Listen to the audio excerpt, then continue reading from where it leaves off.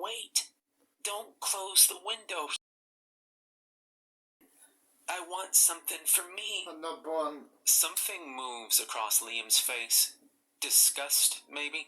Self-loathing. It's quick, whatever it is. I listen to him. Liam continues. I don't know why. I think it's because I realize he isn't human. Or maybe I'm in shock. All I know is closing the window feels pointless now. It feels like it's more likely to piss the thing off and make it want to come in even more. I listen to Liam's words intently. His story is compelling enough, but his vocabulary is more impressive by far. It's no wonder the kid skipped a grade. Understandable, I tell him. What happened next? Liam squirms in his seat. As he gets closer to the window, he reaches out a long skeletal hand. There's blood on his bony fingers, and now that he's only a few feet away, I notice he's wearing this burlap sack over his head with a little hole cut out for his mouth. Except his mouth doesn't have any teeth. He tells me he's hungry. He says he really needs something to eat. I'm scared. I've never seen anything like this before, and I don't know what to do. So I tell him I need to ask my mom. I tell him we have some leftover turkey in the fridge, and that I'll be right back. Liam paused. Seen anything like this before, and I don't know what to do. So I tell him I need to ask my mom.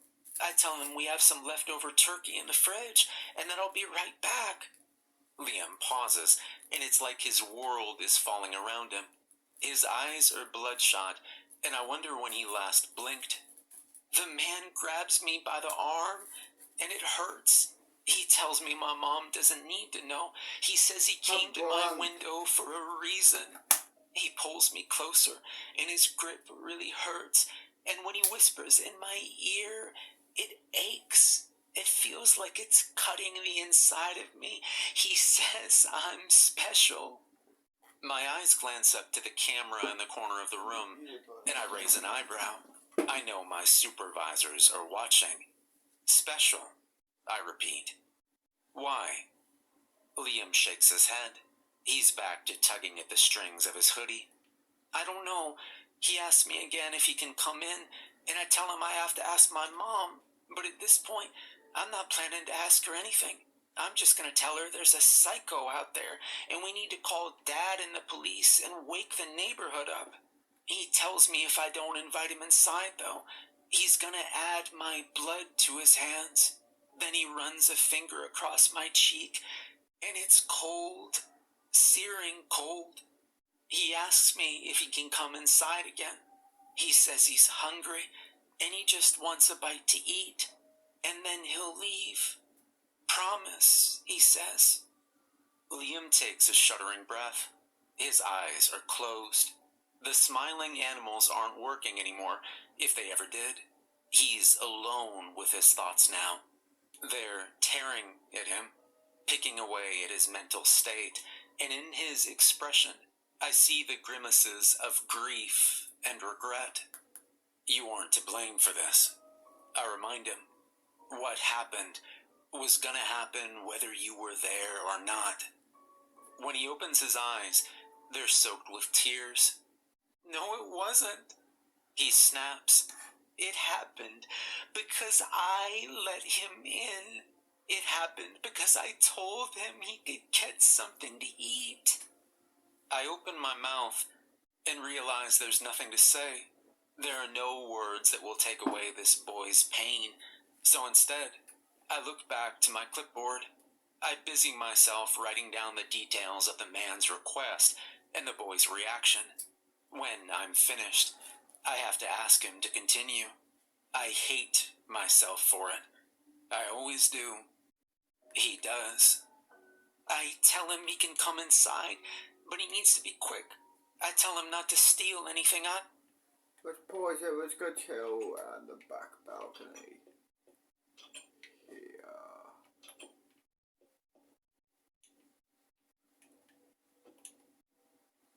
Press play again.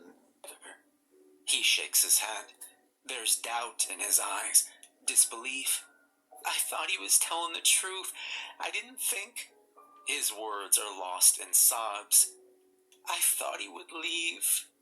It's fine, I say in a soothing voice. I reach out a hand to touch his knee to comfort him, but he winces, so I pull my hand back. You're safe now.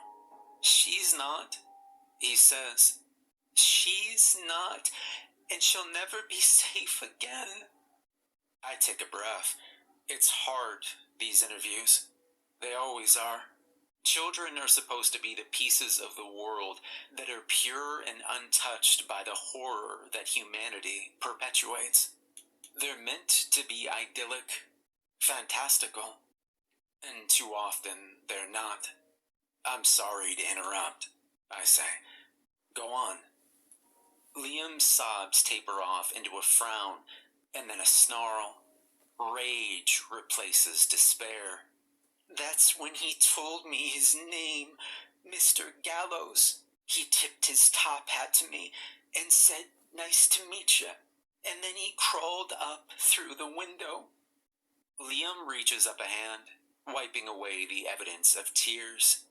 It was gross looking. His bones were snapping and twisting. Pause it. Hit the bed.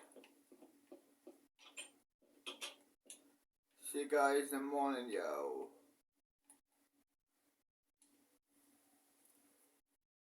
Well, know that the fucking foundation. I might play Xbox a bit soon. But for now, I just want to enjoy real life.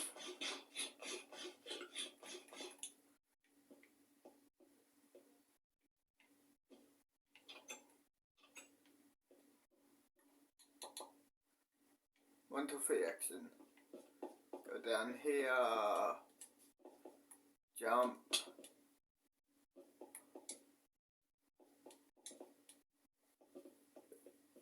Let's go chill down. Actually, let's go chill down this one.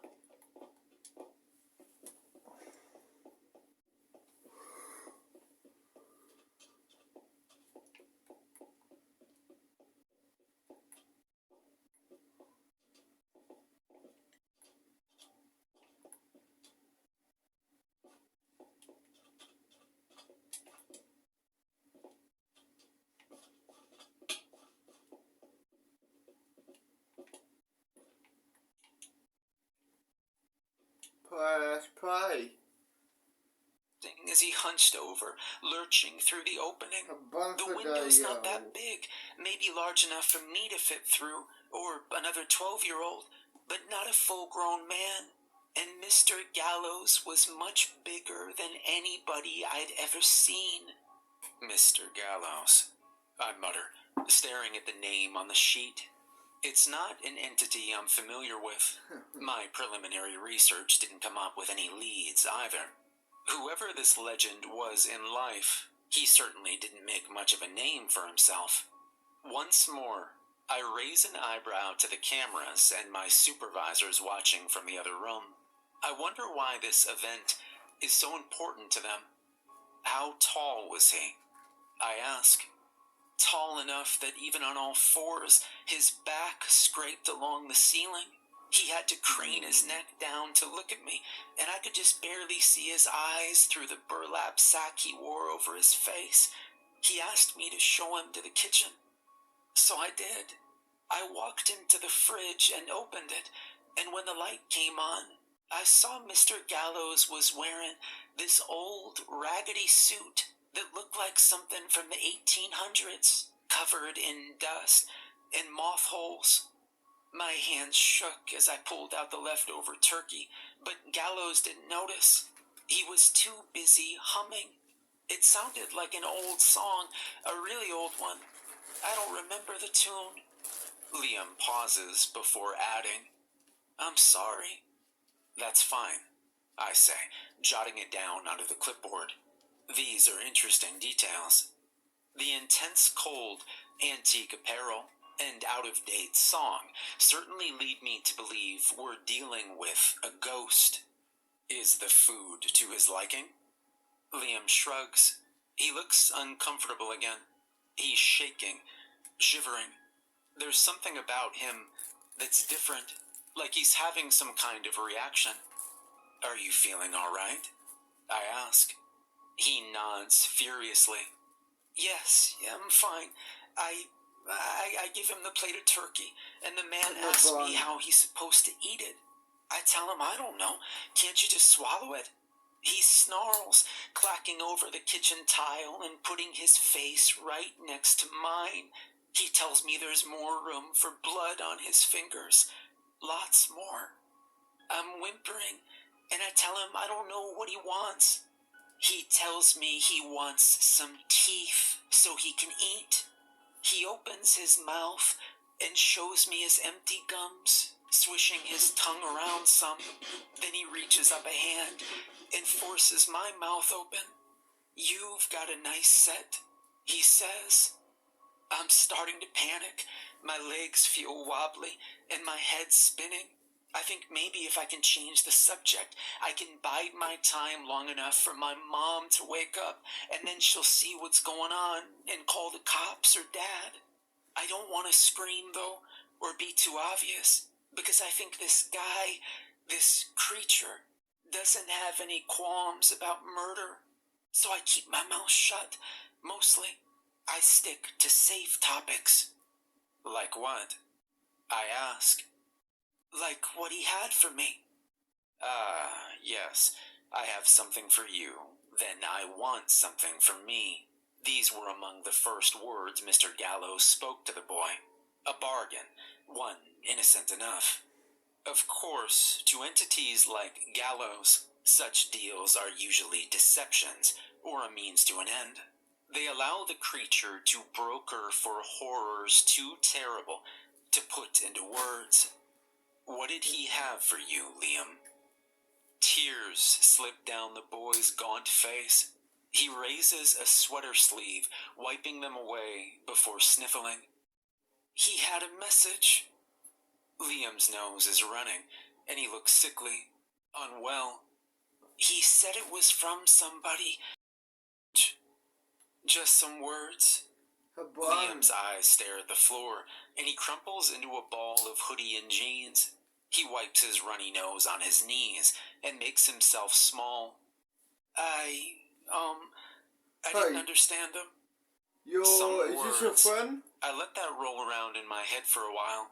It doesn't mean much now, but when you've been doing... Hey, bro. Yeah, he's my friend. He's from my homeworld. The magical universe. Okay. Since he's staying here, he'll be classed as a SCP. Got it? Yeah, got it. Cool.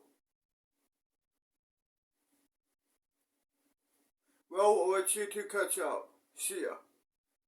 Have we got any... No experiments for now.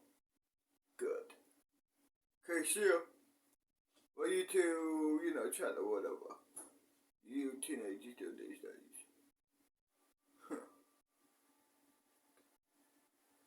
Wait until he's gone, yo. Okay, good. He's gone. So, what you been up to, bro? Nothing much. What about you? Nothing either, as you can see at the foundation. Press play. This job for as many years as I have, you learn pretty quickly that strange words aren't to be dismissed. Words have power. Were they in another language? I ask. Or were they too quiet to be properly heard? A different language, Liam says. He's squirming like crazy now. I've scarcely seen a kid look so uncomfortable in my entire career. Maybe Latin? He shakes his head. I only know French. That's all right. What happens after he says those words? Mr. Gallows gets angry. He tells me now that I've gotten what I'm owed. He wants what he's owed. I gave something to you, he says, and now I want something for me. ask him what he wants, but I already know. He opens his toothless mouth, pointing at his gums with a long skeletal finger. I'll take some of these, I think. He laughs a bit and tips his top hat again, adding, please and thank you. He crawls up in front of me and pushes me against the wall. Open up, he says. I try to keep my mouth closed, but I can't. He's too strong, and he forces it open. Then he reaches in, and Liam gets quiet.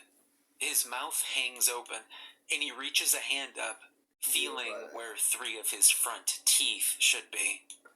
He pulls them out. He just wanted 3 of your teeth? I ask. Moments pass, and Liam's face looks tortured. His mouth is being pulled in every direction, oscillating between frowns and grimaces, and his eyes are blinking erratically. I nearly call a break to the interview, but he starts talking before I get the words out. He reaches back inside my mouth to pull out more, but the kitchen... Watch out. His room is next to your room. Okay, got it. Well, it looks like we're fucking neighbors. Or no, bro. Yep. Press play again. The door opens. It's my little sister, Lacey. She's bleary-eyed and yawning, and then her eyes adjust, and she realizes what she's looking at. She realizes the nightmare she just walked in on. Liam swallows. She screams for Mom, and... Well, I will see you in the morning. Yeah, you too, G. I'll see you in the morning. Let's go. Let's go to bed, yo. Just enough of that in the fucking foundation. Shit, man. Enough of that at the fucking foundation. Oh, it is what it is. Nothing I can do, yo. It's whatever.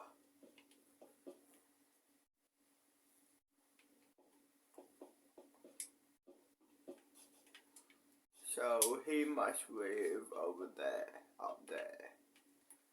Okay, cool.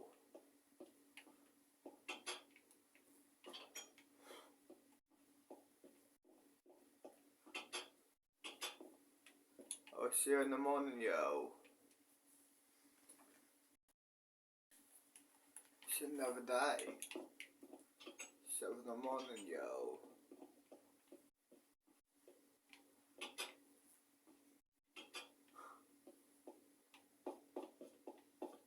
Good morning, bro. Good morning. Let's go chill down that way. Cool. Come on, bro. Let's go chill.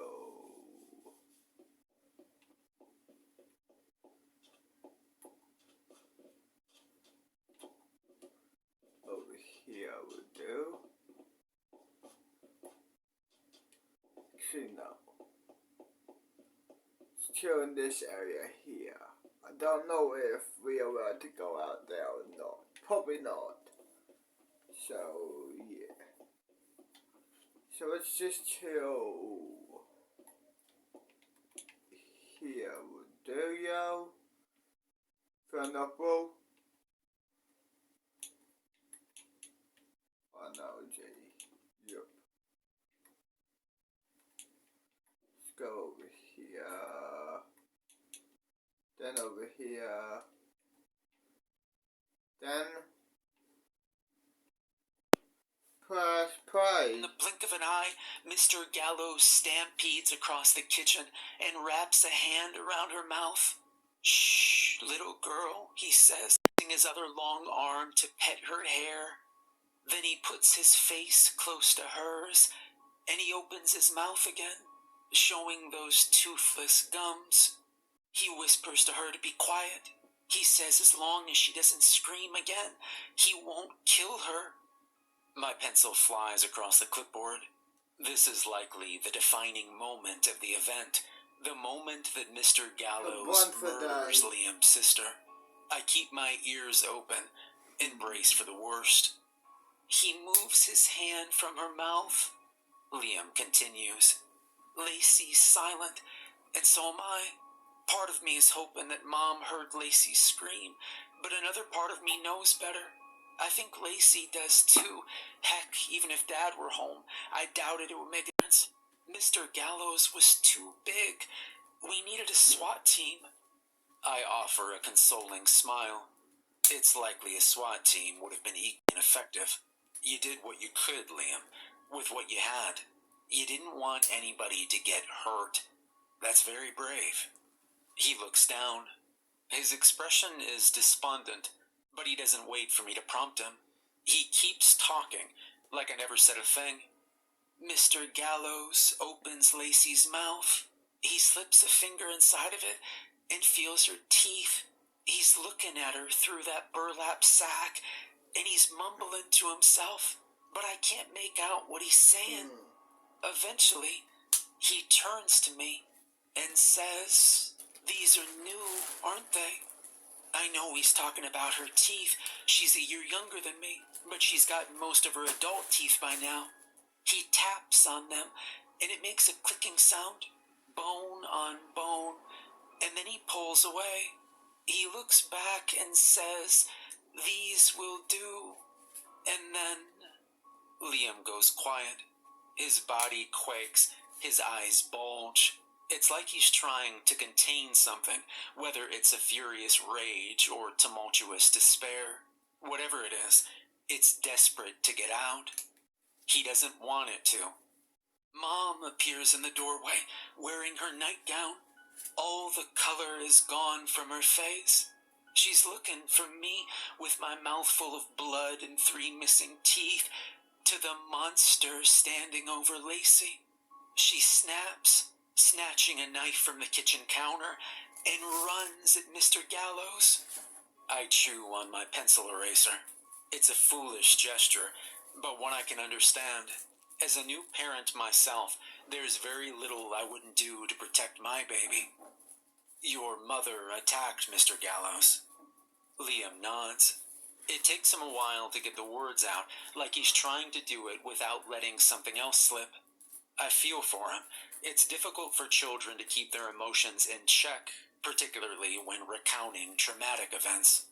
She runs at him and starts slashing and hacking at him, screaming at him to let Lacey go or she'll call the police or the church or the FBI. Mr. Gallows grabs her by the hair and smashes her head down on the floor. It hits the linoleum with a thud, and then she gets really stiff. I remember thinking she was dead. Here's your bun. Then he picks her up again Thanks, bro. and smashes her down a second time. And I hear something crack, and blood starts pooling on the floor. Her leg is twitching. Liam takes a shuddering breath. I want to reach out and give him a hug, but he's already responded adversely to being consoled. Come with me. Instead, you get to have your first experiment. Well, I'll catch you later, bro. I'm gonna do my first experiment. I'll catch you later, G. Good luck. Yeah, thanks. Thank fuck it's not me, yo. This time getting experimented on. Well, thank fuck. Press play. I pay him a look of understanding. Talking about these things is probably tearing him apart inside. His mother survived, of course, but she was irreparably damaged. Mr. Gallows turns back to Lacey. She's crying and shrieking, and he puts his hand into her mouth, and she starts gagging. He starts pulling out her teeth, jamming them into his gums one by one, humming as he goes. Liam leans forward and retches, vomiting onto the floor. Yellow-brown bile splatters my shoes. I shoot up out of the chair, indicating to the camera that we need a cleanup crew in here and that the interview is on hold. Liam hurls again, and more throw-up spews from his mouth. I crouch next to him, placing a hand on his back. It's okay. It's okay. You're safe. I say the words, but I don't know what they're supposed to do. How do you make a kid feel better after witnessing his mom's skull split open on the kitchen floor? How does anything make that go away? I whisper affirmations into his ear for what feels like hours, but must have only been minutes. It's not your fault, I say. You're a good person. A knock on the door interrupts me. I rise, unsure why anybody would be knocking. All employees with access should already have a key card granting them entry. Hello? I call out. Clean up, crew. A muffled voice calls back through the thick steel. Can you let us in? I frown, looking from Liam to the door. I move toward the video communicator on the wall, activating it and seeing two janitorial staff on the other side. One of them holds up a mop in exasperation, while the other flashes her ID. Our key card isn't working, she says. Can you open it on your end? Something about the situation unnerves me, but I shake it off. We're in a secured government compound. Facility agents are swarming the premises. We're as safe as can be, so I disengage the manual lock. The door won't budge. I try again, repeating the process, making sure I did it correctly. Still nothing. I press the communicator. Sorry, I say. It looks like this room's malfunctioning. Can we get a tech team down here to look at it? I can't open it manually. They grumble and turn away, leaving their mop and bucket behind them. I look back to Liam. The smell of fresh vomit is thick in the air, but my focus is singular, on him, and on him alone. He said Mr. Gallows had visited him almost every night for the past year. That had only been the first day. Liam? I say in a small voice. He's sitting in the chair, head in his hands, weeping with bits of puke still dripping from his chin. I take a step forward. If Mr. Gallows gave you his message, and then got his teeth, why did he keep coming back? Liam looks up, and his eyes are murky, clouded. He wanted to say sorry. He lifts a sleeve to his mouth, wiping some of the bile off his face. He kept apologizing. I'm so sorry, kid, he'd say. I didn't know.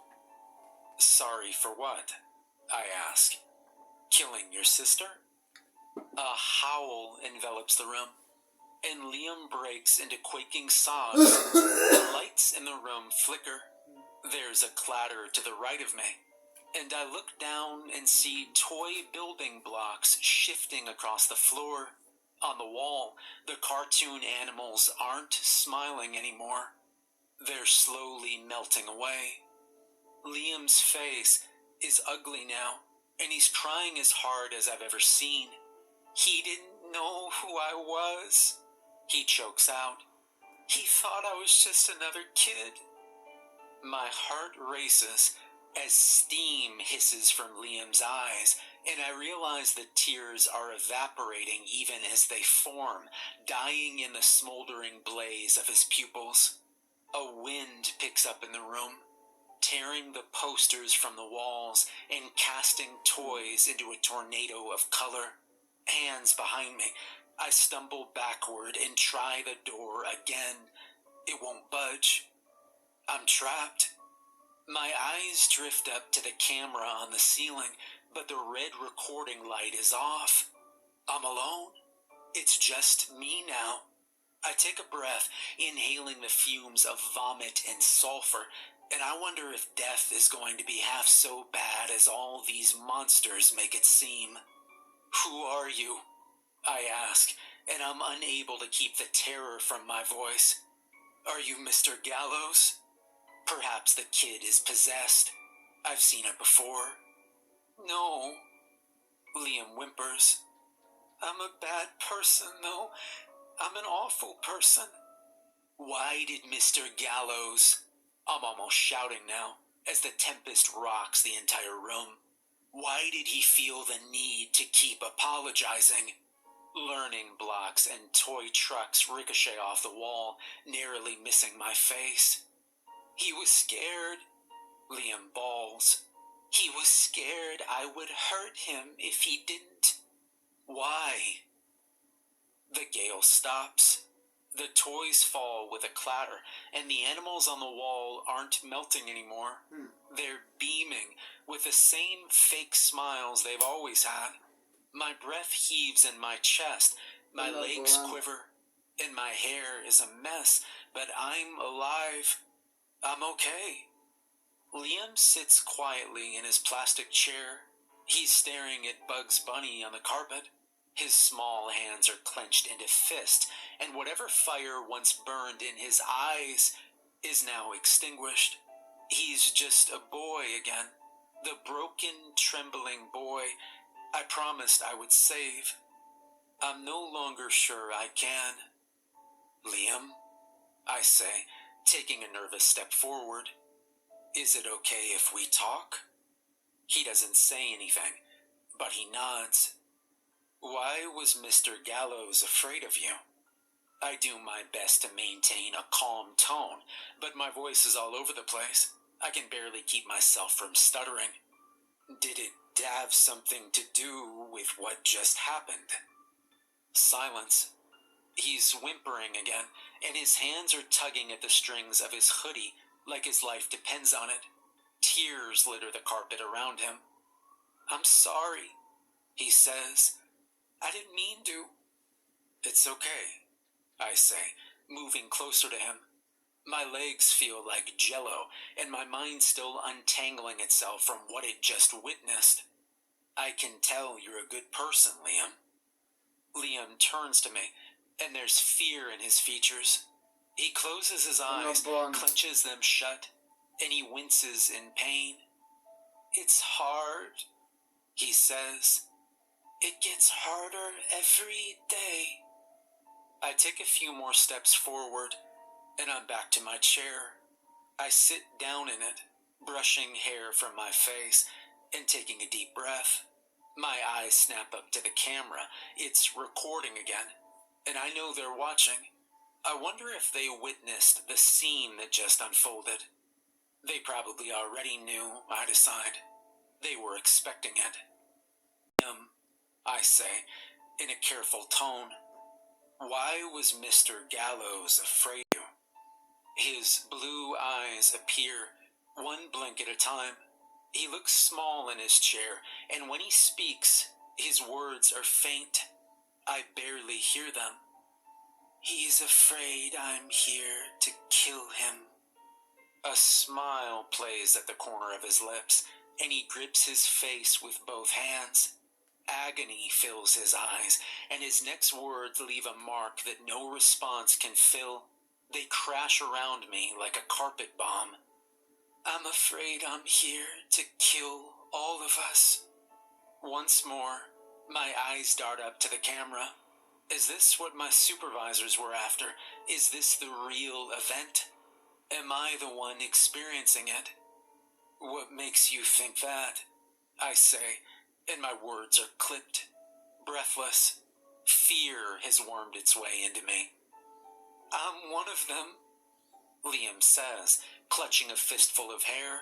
Well, his eyes pulse I got with killed blood, by whatever and the he fuck groans. it is. They told 17 me so. whatever. His voice strains You mean against something. Peanut? It's jagged. Yeah, Sharp. I got killed by They him. told me I was one of them, that I was born Wow. to cast the earth into flame and ash. Who? Them, he says, raising his eyes to my own. The gods beyond the veil. He's different now. He's not the boy I knew, and I'm not even sure he's human. There's a darkness to him, a suffocating, mighty abyss that's pulling at me, begging me to join it. The Eldritch, he says, and his eyes are crackling again with dancing flames. I want to run. 3, 2, I want to get out of here, but I know better. The only way out action. is through. Your sister, I say, in arm on one side of the house, her leg on the other. The home was a bloodbath. Liam's mother had witnessed all of it from her wheelchair, and the scene had driven her mad. A monster, she'd repeated. A monster killed my baby. Did Mr. Gallows kill her? I whisper. Liam's eyes flare. You tell me, he says. Agony replaces everything I've ever known. I feel my arm lurch to the side, and something invisible is pulling at it, heaving while some other force holds me in place. I shriek for help. I scream at Liam to stop. I do everything I can to move and run, but I'm stuck in place. There's a horrible sound of tearing flesh, and my world goes black. I come to a second later, and blood is pouring from a hole in my torso, where my arm used to be. The door crashes open, and 6 people in robes rush in, casting warding charms and backing Liam into a corner. Somebody jabs a needle into me, and another person starts wrapping me in gauze. A blinding flash fills the room, and then the world fades away. Darkness envelops my thoughts, my memories, my mind. There's nothing to see or hear or think about anymore. It's just the void, unending, ceaseless. I call out, but I have no voice. I'm drifting, senseless, through infinity. It's wonderful. It's terrifying. Zeroco is Australia's top-selling zero-waste brand, with over 70,000 Aussies using our product. I open my eyes to the bright lights of the medical bay. I'm in a hospital bed. My body is covered in bandages, and there are doctors and people in suits discussing something near me. They don't seem to Oh, good night, bro. Good night. See you in the morning. Yeah, shit, Angie. Let's head to bed, yo.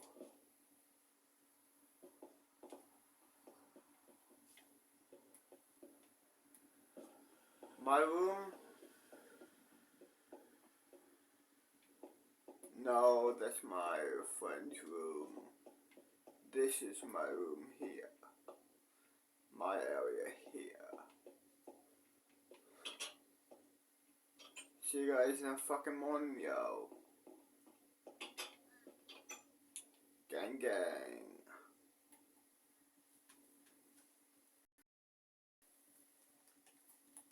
Just another day, yo.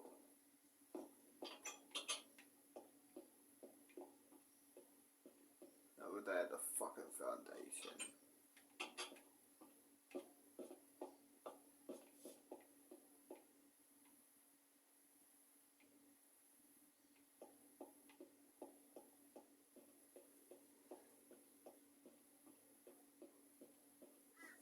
Hey, bro. Hey. What you doing? Just chilling here. Oh, yeah. Do you want to chill here? Sure. Cool.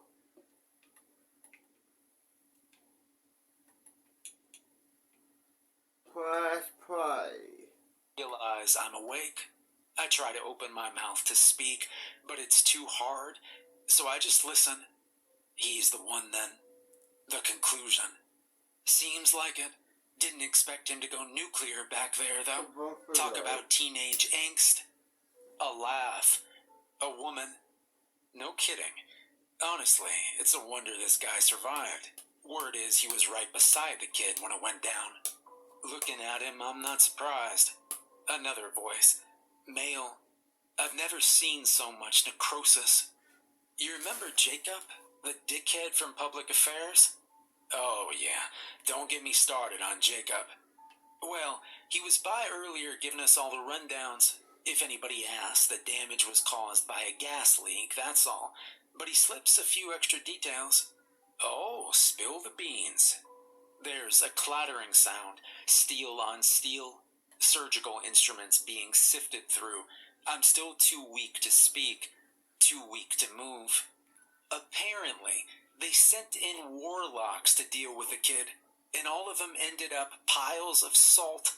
Now the compound's just a few bricks and a cloud of asbestos. A woman snorts, then laughs. What were they expecting? As if warding charms could hold off an eldritch god. Technically, he's not a god, only a harbinger. A different man. This voice is casual, teasing. I strain my eyes and see the blurry outline of a black suit. The gods come later, Cheryl. More laughter. It's a damn shame. I read our patient's file here, and if you can believe it, he was the one who sorted out the boundless whispers. Smart guy. Great with kids, too. I suppose he wasn't smart enough. It's just like I've always said. Most people at Compound 7 are inept. That's not fair, Dave. The woman tuts. They had some duds over there, same as we